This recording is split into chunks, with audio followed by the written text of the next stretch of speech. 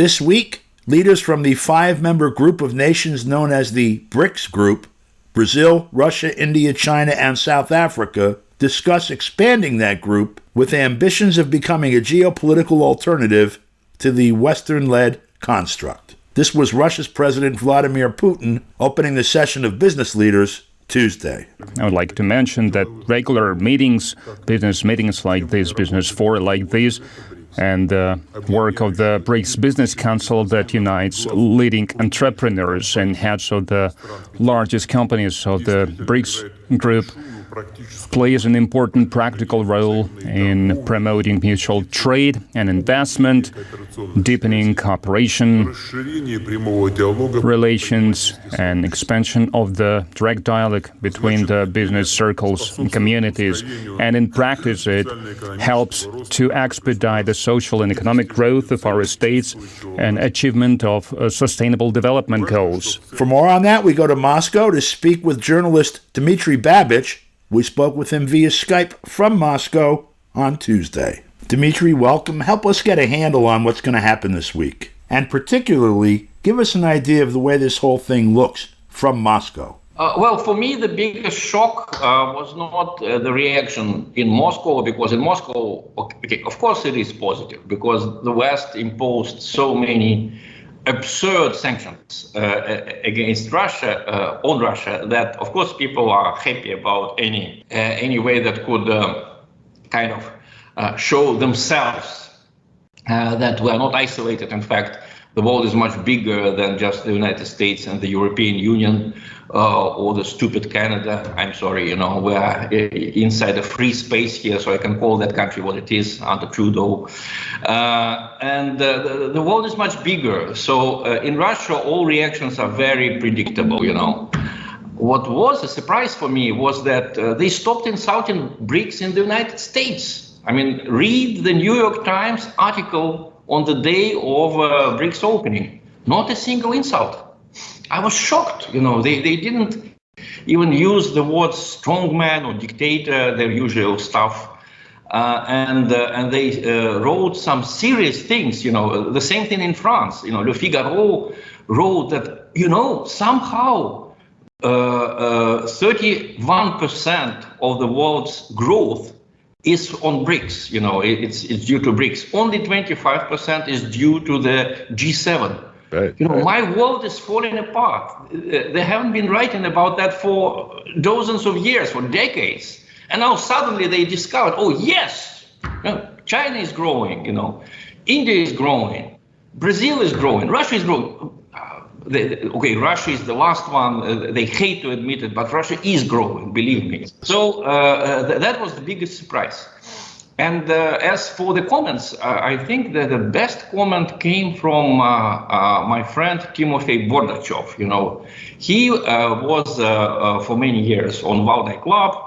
Valdai Club for many years was a terrible place where the Russian liberals met Western liberals, at the expense of the Russian state, like Ksenia Sobchak met Angela Stent.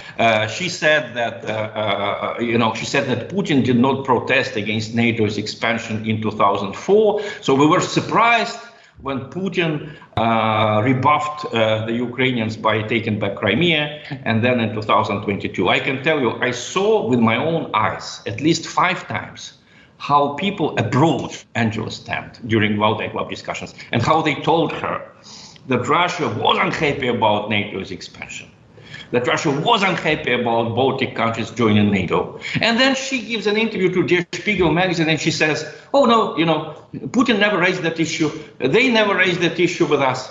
I mean, look at any record, in the Western newspapers, on the website of the Russian Foreign Ministry, there were hundreds of protests from Russia.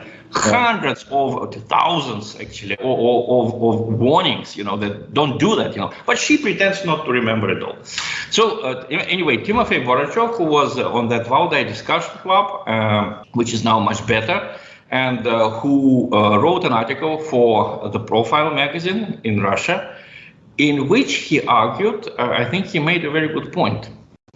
Many people in the West think that BRICS is against globalization, that it's some kind of a leftist, anti-globalist thing. No! BRICS is for international cooperation.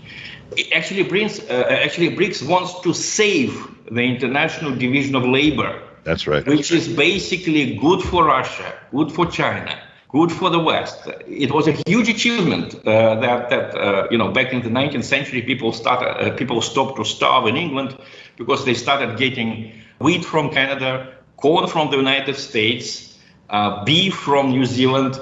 This is how famine was basically eradicated first in the UK and later in many other Western countries. In the same way, it was eradicated in Russia when Russia joined the International Division of Labor. And Russia was a part of that International Division of Labor even under the Soviet Union. It benefited from it in its own way. So basically, what we see now, Bordachov writes, and I completely agree with him, the West is destroying this International Division of Labor by imposing sanctions, first on Iran, then on the countries which trade with Iran, then against Russia, then against countries which trade with Russia, then against China. Next time they will impose sanctions on Central Asian states which trade with both China and Russia. Then they will not like someone in Hungary and they will impose sanctions on Hungary. The EU already imposed sanctions on its member state, on Poland. Yeah. Because in Poland, several communities said that they were against the spread of what they called LGBT ideology. Argue with them, discuss with them, but instead they just slapped sanctions on the whole country, and they, of course, excluded these areas of Poland from European cooperation. So the International Division of Labor, if you want, the globalization is under threat, not from Russia or China. Russia or China never imposed unilateral sanctions. They never initiated the war of sanctions against other countries. The International Division of Labor is threatened by the West, primarily by the United States and the European Union, and also by stupid Canada. In this way, BRICS is defending International Division of Labor. It is defending globalization, and it needs to do it. The reason why not only BRICS members, but also 40 other countries sent their representatives to Johannesburg. More than 20 countries want to join BRICS. Yeah. It's not because they want to irritate the United States. It's not because they don't like Macron, who wanted to come to that summit meeting and who was, thank God, sent in the right direction by the organizers. These countries have much more serious problems than their irritation with the United States or with the European Union. They want to survive, and they see how the West is destroying International Division of Labor, which is their way to survival. The West can afford to be stupid because they have resources, they have money, they can lend money to each other. Poor countries, they depend on globalization as it formed itself until now. They need to buy wheat from Russia and from Ukraine, if possible. They need to sell their products to Iran, to Saudi Arabia, to China. So basically that summit meeting in Johannesburg is not about irritating the West, as a lot of Western newspapers wrote. It's about survival. How do we trade when the richest countries in the world went crazy? How do we trade? If we stop trading in dollars because trading in dollars is dangerous, the United States can impose sanctions and basically take your property away. How do we trade? Do we have one single BRICS currency? Okay, we're not ready for it yet. Then how do we trade in our national currencies? How do we protect ourselves against the next stupidity from Canada or from the United States? Whatever they think up, limiting, whether they leave money transfers, when countries cannot pay for the wheat that they buy from Russia. Basically, when they switched off Russia from that SWIFT system, they put the African countries in danger because it's not just about supplying wheat. No one supplies anything if that person or country cannot get paid for that. So when you hamper payments, you hamper deliveries of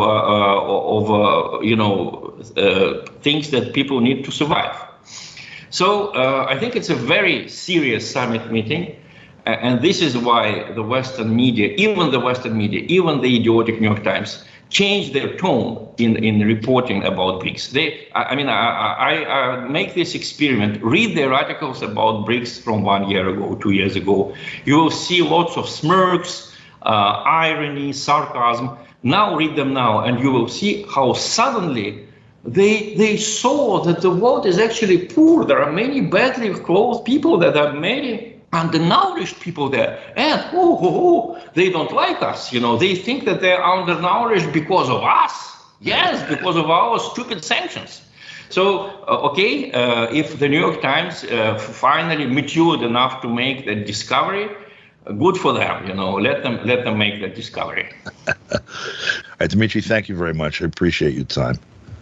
Thank you. I hope it was maybe sometimes too rough, but interesting. We appreciate it. It was very interesting. Thank you. For KPFK, I'm Don DeBar.